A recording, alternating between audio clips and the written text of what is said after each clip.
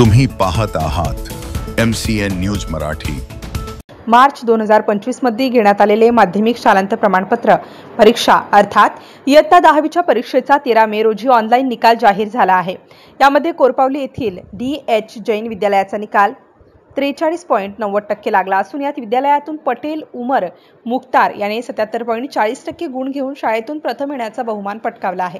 त्यासोबत द्वितीय क्रमांक मुबारक फिरोज तडवी 76.60% तर तृतीय क्रमांक पटेल कुमारी तमन्ना इसाक हिने 72.60% मिळवले आहेत।